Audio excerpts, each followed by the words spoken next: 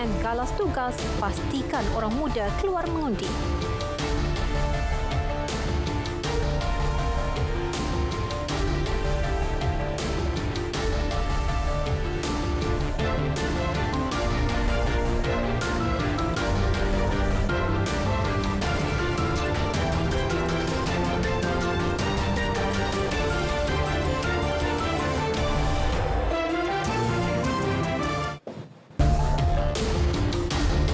Assalamualaikum dan salam hormat. Anda bersama saya Miza Yusni Muhammad dalam berita tengah malam. Jentera dan parti bertanggungjawab memastikan orang muda keluar mengundi pada Pilihan Raya Umum ke-15 PRU15 dan menurut Perdana Menteri Datuk Seri Ismail Sabri Yaakob masih ramai pengundi muda di seluruh negara yang tidak tahu nama mereka tersenarai dalam daftar pemilih. Ramai di kalangan pengundi mungkin tak tahu pun nama mereka telah pun tersenarai sebab sekarang ni untuk pendaftaran adalah pendaftaran secara automatik. Cukup saja umur 18 tahun, automatik dia menjadi pengundi. Setengah tu mungkin dia tak perasan pun. Beberapa kali saya jumpa dengan pengundi muda, terutamanya pelajar-pelajar dan sebagainya, dia tak tahu pun nama dia sudah ada di dalam senarai pengundi. Tanggungjawabnya bukan tanggungjawab SPR. Tanggungjawab tu tanggungjawab parti. Dan sebagai parti, kita ada jentera kita dan jentera kita lah yang akan melakukannya. Memastikan pengundi muda keluar. Bukan setakat keluar tetapi menyokong parti kita lah. Beliau berkata demikian kepada pemberita selepas Majlis Amanat Jelajah Keluarga Malaysia di Dewan Konvensyen Ujana Keuangan Labuan. Dalam ucapan amanatnya, Datuk Seri Ismail Sabri menjelaskan Labuan tidak ketinggalan dalam perancangan pembangunan menerusi peruntukan RM199 juta disalurkan menerusi Perbadanan Labuan bagi memastikan sektor ekonomi terus stabil. Sementara itu, berhubung jumlah pengundi berdaftar yang didakwa mengalami peningkatan secara mendadak di Sabah, beliau meminta Suruhanjaya Pilihan Raya menjalankan siasatan. Kita telah pun meminta kepada SPR untuk menyiasat kesahihan pengundi-pengundi yang tiba-tiba meningkat secara mendadak. Ya, bukan pengundi muda. Kalau pengundi muda kita faham secara automatik. Tapi ini pengundi yang didaftarkan. Jadi kita akan SPR lah, itu tugas SPR untuk membuat siasatan dan kalau didapati ada keraguan, itu kita serah kepada SPR untuk mengambil tindakan selanjutnya. Sementara itu, Perdana Menteri berkata kerjasama dibentuk antara Barisan Nasional BN dan Gabungan Rakyat Sabah GRS bertujuan memastikan kemenangan bersama pada Pilihan Raya Umum ke-15 PRU15. Datuk Seri Ismail Sabri menegaskan jumlah kerusi parlimen dimenangi hanya mampu diperolehi menerusi solidariti kukuh antara dua rakan bekerjasama dalam Kerajaan Sabah. Untuk menang pilihan raya, kita perlu bersolidariti antara kita. Solidariti di dalam UMNO. Solidariti antara kita di dalam komponen Barisan Nasional. Dan solidariti kalau di Sabah lebih istimewa. Solidariti bersama rakan parti yang menguasai kerajaan negeri pada hari ini.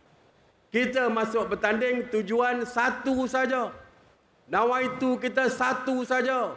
Iaitu untuk menang di dalam setiap kerusi yang kita pertandingkan. Beliau yang juga Naib Presiden UMNO berkata selain solidariti bersama parti lain, solidariti dalam BN sendiri adalah penting bagi memastikan parti itu terus utuh. Untuk kita mampu untuk membuat keputusan yang besar kepada rakyat, kita Barisan Nasional mesti menguasai sebahagian besar komponen di dalam gabungan parti yang akan kita wujudkan nanti. Dan insya-Allah kalau kita dominan, kita akan dapat meluluskan apa saja untuk kepentingan rakyat di Sabah ini. Perdana Menteri turut menyuarakan komitmen peruntukan besar RM6.3 bilion untuk Sabah yang dibentangkan dalam bajet 2023 perlu diteruskan. Pada masa sama, turut melibatkan RM180 juta pembangunan pelan jalinan digital negara jendela yang ketika ini pada tahap 87.5%.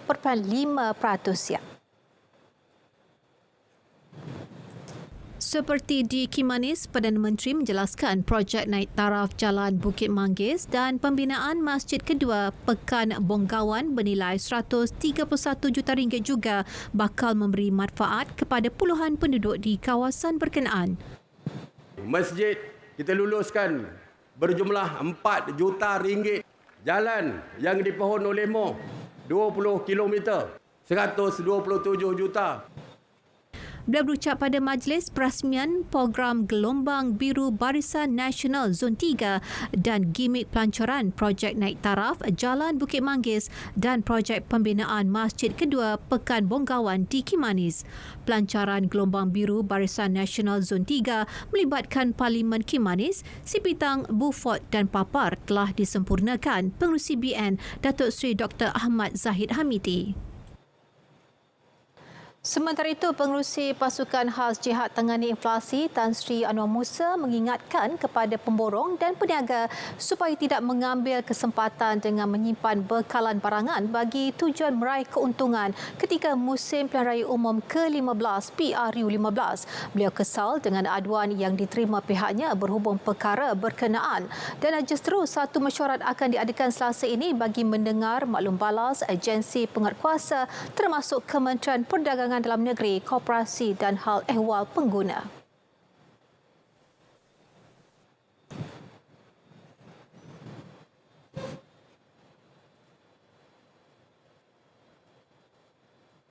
Saya ingin membuat seruan pada semua peniaga untuk memberikan kerjasama, jangan melakukan hoarding ataupun simpanan barang-barang sebab dia mempunyai kesan yang besar.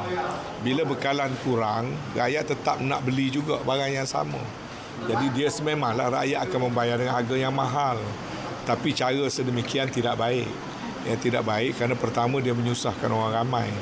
Keduanya, mengambil untung yang berlebihan di saat orang ramai susah bukanlah satu perbuatan yang mulia. Terdahulu, beliau menyampaikan bantuan kepada 212 keluarga mangsa ribut dalam kawasan Parlimen Ketirih.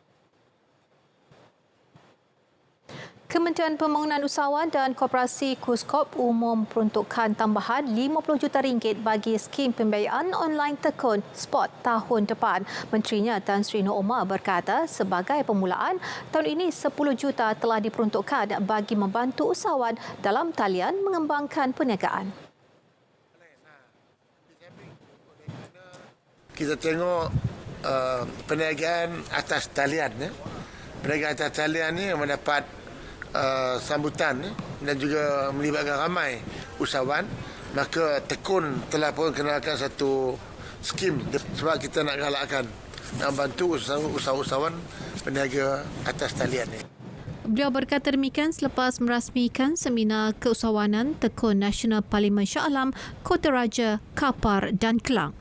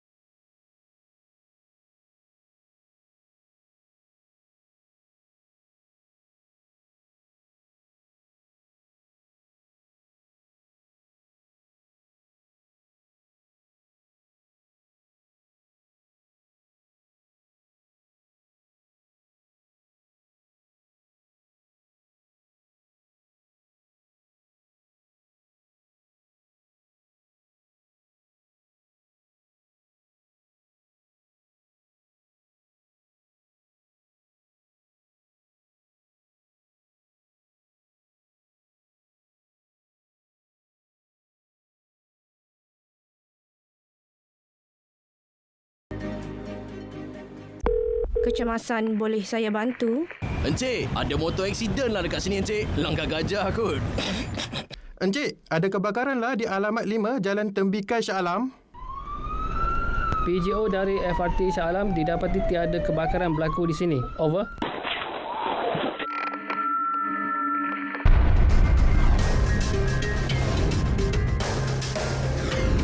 MERS 999. Gunakan dengan berhemah. Bertemu kembali. Yang di-Pertuan Agong Al-Sultan Abdullah Riayatuddin Al-Mustafa Billah Shah dan Raja Pemasuri Agong Tunku Hajah Azizah Aminah Maimunah Iskandaria berkenan berangkat ke Majlis Santapan Minum Petang bagi meraihkan Jemaah Hakim dan peserta Majlis Tilawah dan Hafazan Al-Quran peringkat antarabangsa ke-62 di Istana Negara.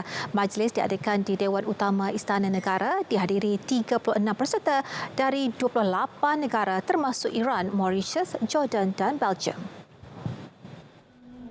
Turut hadir Menteri di Jabatan Perdana Menteri Hal Ehwal Agama Dato' Idris Ahmad dan Ketua Pengarah JAKIM Dato' Hakimah Muhammad Yusof. Pada majlis itu, hadirin turut disajikan dengan paparan klip video dan diperdengarkan dengan bacaan Al-Quran serta persembahan nasyid. Majlis Tilawah dan Hafazan Peringkat Antarabangsa berlangsung di Kuala Lumpur Convention Centre KLCC mulai 19 hingga 24 Oktober 2022. Al-Sultan Abdullah berkenan menyempurnakan majlis penutupan dan pengurnaan hadiah kepada para pemenang Majlis Tilawah dan Hafazan Peringkat Antarabangsa itu malam esok. Perdana Menteri Datuk Seri Ismail Sabri Yaakob mengucapkan selamat Hari Deepawali kepada semua keluarga Malaysia yang meraihkannya esok. Menerusi laman sosial Facebooknya, Datuk Seri Ismail Sabri berharap perayaan itu akan memekarkan lagi perpaduan antara rakyat, menyimpulkan ikatan tali perhubungan dan keharmonian antara keluarga Malaysia. Dan beliau juga berharap perayaan Deepawali pada tahun ini disambut dengan lebih meriah bersama-sama keluarga dan rakan taulan yang tersayang. Dan turut menzahirkan ucapan sempena Pesta Cahaya itu, Menteri Komunikasi dan Multimedia Tan Sri Anwar Musa dan Menteri Kanan Kerja Raya Datuk Seri Fadilah Yusof. Semua pelawat yang akan memasuki negara ini menerusi pintu masuk bangunan Sultan Iskandar BSI dan Kompleks Sultan Abu Bakar KSAB Johor dinasihat supaya menyediakan dokumen perjalanan lengkap, dan ini bagi memastikan kelancaran perjalanan ketika cuti umum sempena sambutan Deepawali. Ketua Pengarah Immigration Datuk Seri Khairul Zaimi Daud berkata dokumen perjalanan itu termasuk pasport dan visa bagi negara memerlukan. Selain itu, mereka perlu memastikan dokumen masih dalam tempoh sah laku. Ini kerana Jabatan Immigration menjangkakan berlaku peningkatan mendadak kemasukan pelawat dari Singapura sempena cuti umum perayaan Deepawali. JIM akan terus memastikan pembukaan kaunter manual, laluan pagar automatik dan laluan basikal M-Bike dapat beroperasi pada tahap optimum. Jabatan Penjara Malaysia menerima anugerah pencapaian sepanjang hayat pada malam anugerah kraf antarabangsa di New Delhi semalam, dan ia sebagai pengiktirafan atas sumbangan dalam pembangunan mampan sektor kraf dan penglibatan sosial. Ketua Pengarah Penjara Datuk Nordin Muhammad yang hadir pada malam anugerah itu berkata anugerah berkenaan hasil usaha pegawai dan kaki tangannya dalam melaksana program pemulihan dan kemahiran kepada banduan termasuk berkaitan kraf. Anugerah Kraf Antarabangsa dilancarkan sejak 2017 untuk memberi penghormatan kepada para sarjana, artis, pereka, individu, institusi, organisasi dan kerajaan dari seluruh dunia atas sumbangan cemerlang kepada pembangunan kraf tangan yang mampan dan menyeluruh. Ia dianjurkan Craft Village, sebuah organisasi sosial berpangkalan di New Delhi yang berusaha ke arah melatih dan mempromosi kraf tangan serta merupakan ahli majlis kraf dunia. Pertandingan debat diraja antara Institusi Pengajian Tinggi IPT tahun ini menyaksikan Universiti Islam Antarabangsa Malaysia UIAM dan Universiti Melaya UM masing-masing muncul johan bagi kategori utama Bahasa Melayu dan Bahasa Inggeris. Naib johan bagi kedua-dua kategori pula milik Universiti Kebangsaan Malaysia dan Universiti Teknologi Mara. Pendebat UIAM Muhammad Ilham Hafiz Azmi muncul pendebat terbaik kategori Bahasa Melayu, manakala pendebat terbaik Bahasa Inggeris dirangkul pendebat UM Danish Ram Agawal. Perjalanan kami untuk debat diraja kali ini memang sedikit sukar sebab kita buat secara hybrid, pusing awal dan suku akhir buat secara online. Kemudian untuk separuh akhir semua pasukan kena berkumpul di Uniza, Terengganu, dan kami telah menjalani latihan selama lebih kurang 2 bulan sebelum tandingan lagi. Latihan berkala, kadang-kadang setiap malam, kadang-kadang selang satu malam, dan alhamdulillah kali ini usaha dan jerit perih kami dibalas dengan kejayaan yang sangat manis. Alhamdulillah. Program langsung di Universiti Sultan Zainal Abidin disertai 53 pasukan daripada 24 IPT seluruh negara. Sultanah Terengganu, Sultanah Nur Zahira berkenan mengurniakan hadiah kepada para pembenang. Perbadanan Kemajuan Filem Nasional Malaysia FINAS sedang memperhalusi kerjasama dengan Dewan Bandaraya Kuala Lumpur bagi memperuntukkan sebilangan rumah kos rendah untuk penggiat seni veteran yang memerlukan. Pengerusi FINAS Datuk Seri Zurainah Musa optimis ia dapat direalisasikan tanpa mengenepikan keperluan masyarakat yang turut memohon kemudahan tersebut. Sekarang ni FINAS juga sedang bekerjasama dengan DBKL untuk mendapatkan allocation lah untuk rumah-rumah prihatin, rumah-rumah PPR, rumah-rumah perumahan awam. Kita cuba untuk mendapatkan perumahan ini terutama sekali untuk veteran-veteran, artis-artis veteran, artis-artis yang memerlukan bantuan perumahan. Kita sedang bekerjasama, sedang cuba untuk berbincang bagaimana FINAS boleh membantu mereka melalui DBKL. Beliau berkata demikian dalam program Eksplorasi Komuniti Kreatif Keluarga Malaysia, Ekspresi at FINAS. Program sehingga esok itu bagi meneroka potensi serta menjana bakat baharu menerusi sinergi dua hala antara penggiat, masyarakat dan agensi.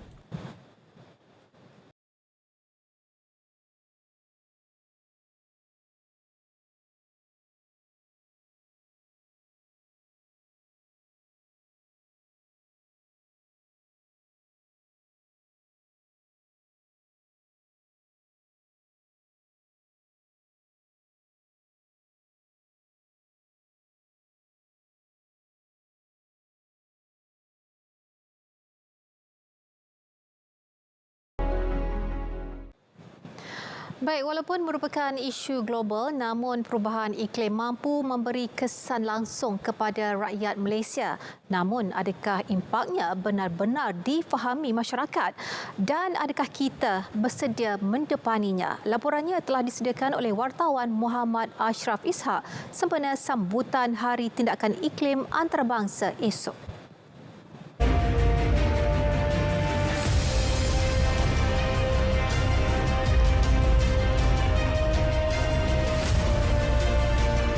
Akan memberi kesan secara global. Maksudnya dia tidak bersifat secara setempat. Mungkin pada asalnya dia mungkin akan memberi kesan pada satu lokaliti sahaja, tapi lama-kelamaan dia akan memberi kesan kepada kawasan lain juga. Dia melibatkan isu dunia sebenarnya. Tapi sejujurnya ramai lagi yang tak sedar betapa isu ni sangat penting sebab perubahan ni dia mengubah banyak benda. Bagi kesan kepada hutan, hidupan liar. Jadi, benda ni kita kena ambil tahu. Sebab tu sekarang kita mementingkan nak spread awareness supaya rakyat dengan masyarakat semua tahu pasal kita tak bolehlah nak sekati dia tebang pokok semua, hutan semua. Bukan saja kacau iklim in general, biodiversity kat hutan kita pun macam ter-affected lah juga. Peningkatan kes bencana alam kebelakangan ini menjadi bukti negara terkesan perubahan iklim. Bukan setakat gaya hidup, ia turut mengancam keselamatan makanan negara. Yang pertama dari segi food security, perubahan iklim akan menyebabkan perubahan kepada microclimate dan juga kepada pertumbuhan pelbagai jenis tanaman. Ya. Kalau lihat dari segi gaya hidup, kita akan berubah daripada kehidupan gaya hidup seperti yang biasa dan perubahan iklim ni akan menyebabkan kita berasa tidak selesa, memang berasa tidak selesa dan tidak akan selamat berada di luar dengan kadar pancaran cahaya matahari yang tidak seperti biasa, yang agak tidak normal. Bagi meningkatkan kesedaran awam, agensi pelaksana perlu mempergiat usaha mempromosi inisiatif dan dasar dalam berdepan isu tersebut. Perlu dilihat kepada apakah tindakan kita itu mampu mengurangkan kesan perubahan iklim ataupun tidak. Dan analisa atau kajian berkaitan itu perlulah dipertingkatkan dan dibuat supaya setiap keputusan yang dibuat oleh pihak kerajaan terhadap sesuatu pembangunan atau aktiviti itu mestilah berdasarkan dasar ataupun garis panduan yang ke arah mengurangkan kesan perubahan iklim. Pihak masyarakat juga perlu turut memainkan peranan masing-masing dengan membudayakan amalan kita semula dan menggunakan teknologi hijau yang sedikit sebanyak menyumbang ke arah mengurangkan impak perubahan iklim. Isu perubahan iklim kini bukan sesuatu yang boleh dipandang enteng. Perkara ini perlu diberi perhatian sewajarnya oleh semua pihak bagi menghadkan impak perubahan iklim yang memberi tekanan bukan hanya kepada persekitaran tetapi juga kepada kesejahteraan dan kemakmuran keluarga Malaysia. Muhammad Syawisa, Berita RTM. 22 penduduk daripada 6 keluarga di Lipis Pahang terjejas akibat banjir setelah kediaman mereka dilimpahi air sungai sejak petang tadi. Ketua Zon 3 Jabatan Bomba dan Penyelamat Malaysia Pahang, Penguasa Bomba Syarul Nizam Nasir, kesemua mereka yang dipindahkan ke dua pusat pemindahan sementara PPS di Kampung Beletik dan Kampung Lubuk Kulit dan daerah Lipis menjadi daerah kedua selepas Raub yang dilanda banjir kilat akibat limpahan air sungai susulan hujan lebat hari ini. 22 penduduk di Raub masih berlindung di PPS Kampung Ulu Atok. Selepas terkandas 8 jam akibat tersangkut di beting lumpur dipercayai akibat air laut surut di alur pelayaran Kuala Kedah. Feri membawa 547 penumpang dari Langkawi itu berjaya ditunda merapat ke Terminal Feri Penumpang Kuala Kedah. Dan Pengarah Zon Maritim Kuala Kedah, Agensi Penguatkuasa Maritim Malaysia APMM, Komandan Maritim Nur Azrianti Ishak memaklumkan susulan itu operasi memindahkan penumpang dikendalikan Maritim Rescue Subcenter Langkawi selesai dan ditamatkan pukul 10 malam tadi. 275 penumpang yang berada di dalam feri berjaya dipindahkan menggunakan bot tunda milik salah sebuah syarikat kargo pada pukul 9.25 malam.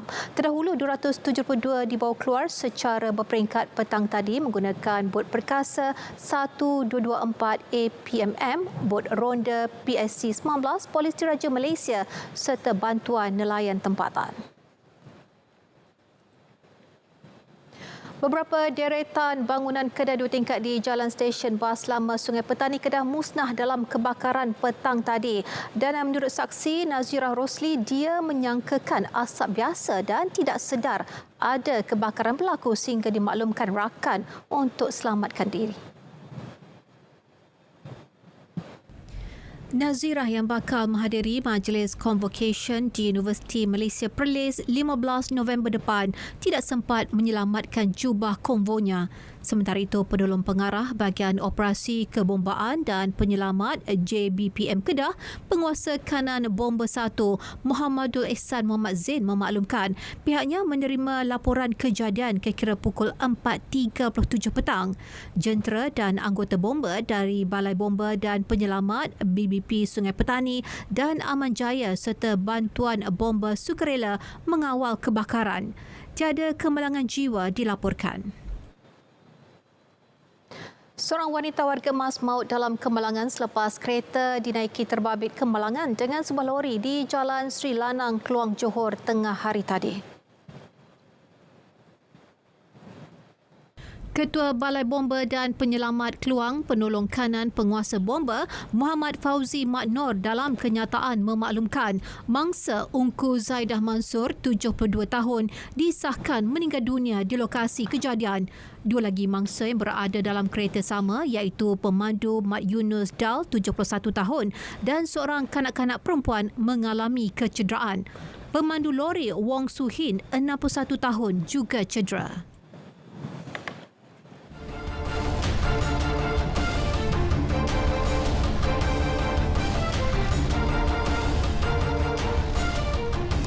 Baik, sukan dimulakan dengan Hoki Piala Sultan Johor 2022. Skot bawah 21 tahun kebangsaan menimba pengajaran berguna malam tadi apabila dibelasa Australia 0-8 pada aksi kedua di Johor Bahru malam ini. Kekalahan itu menyaksikan Malaysia terperosok ke tangga terbawah kumpulan. Selepas tunduk 2-5 kepada India pada aksi pembuka tirai semalam, skuad negara berjaya memberi tentangan kepada Australia pada awal permainan. Namun gawang skuad kendalian Muhammad Amin Rahim itu mula bolos pada suku kedua menerusi jaringan padang Liam Hart pada minit ke-19. Jack Lambert menambah gol kedua pada minit ke-36 hasil pukulan sudut penalti. Connor Burns turut menghukum kelemahan barisan pertahanan negara dengan jaringan ketiga pada minit ke-44 juga melalui pukulan sudut penalti. Malaysia terus longlai pada aksi suku ketiga dengan dua jaringan padang pada minit ke-47 dan 49 melalui Liam Hart dan Jack Holland. Kelemahan ketika pukulan sudut penalti terus dihukum menerusi Copper Burns pada minit 55 dan 58. Jaringan ke-8 Australia muncul seminit kemudian hasil jaringan padang Brodie Foster. Malaysia terus gagal mengutip sebarang mata selepas dua perlawanan dan akan menentang Afrika Selatan Selasa nanti. Kejohanan bola tampar Sukan Super Series, pasukan Emilia Indonesia dipaksa bermandi peluh sebelum menewaskan Kuala Lumpur Shark 3-1 dalam perlawanan minggu kelima yang berlangsung di Shah Alam. Emilia Indonesia menerima tentangan sengit KL Shark di set pertama sebelum menang 25-23. Wakil dari Indonesia itu bagaimanapun tunduk di set kedua 12-25. Namun Emilia Indonesia bangkit mendominasi set ketiga 25-18 dan set keempat 26-24 sekaligus menang dengan kiraan 3-1. Sementara itu dalam satu lagi perlawanan, Sabah Rhino menumpaskan ATM Gladiator dengan 3-1. Karya saluran industri kreatif. Manakah yang bakal dinobatkan terbaik di kalangan yang terbaik? Saksikan Anugerah Sri Angkasa 2022 di Pusat Konvensyen Antarabangsa Putrajaya pada 29 dan 30 Oktober 2022. Saksikan secara langsung di TV2. Anugerah Sri Angkasa, Kemuncak Kecemerlangan. Baik, berita tengah malam berakhir di sini. Dapatkan perkembangan sahih sepanjang masa melalui portal berita RTM di berita.rtm.gov.my. Dan selamat menyambut Deepawali kepada keluarga Malaysia yang meraihkannya. Dengan itu, Assalamualaikum dan salam keluarga Malaysia.